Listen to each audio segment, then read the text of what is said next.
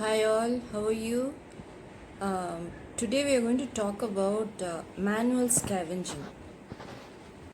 So the term scavenger, first of all, the term scavenger means animals that feed on dead matter or dead excreta, something like that.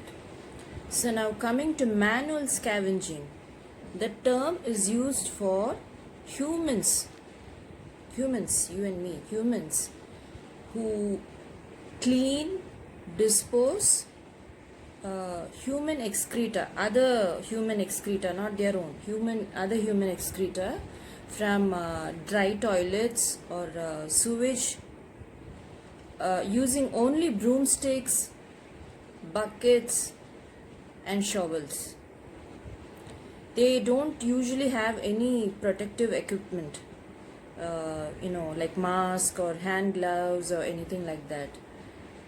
I'm not sure about how many state governments are providing these manual scavengers with the protective equipments. But as far as we know, as far as our knowledge knows, manual scavengers are those people that get themselves in the sewage directly, just their clothes on, nothing, no hand gloves or face mask or anything, to clean the human excreta. And there is also this dry toilet where the ladies probably they will only cover their nose and mouth with their sari so that they don't get that smell. At least they get rid of that smell by just covering the nose and mouth with their saris.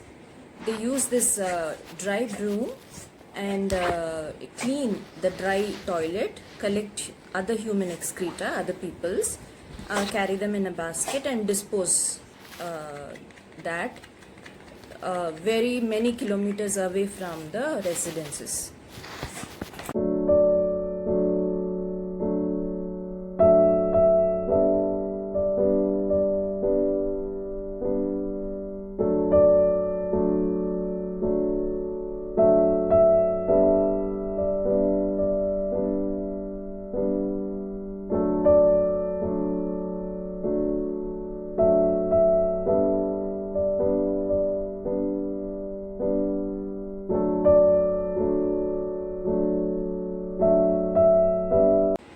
Sanitation workers is a term given for these manual scavengers. Sanitation workers sounds very stylish and very professional, but the job that they are doing is very, very inhuman. See, in IT companies or in any other profession, we seek, a comfort zone, work comfort, and some ethics in the work and all that. So why not in this profession? First of all, why do we use humans to do this kind of a very inhuman act? In 2018 alone in India, there were 5 million manual scavengers, of which 50% were women.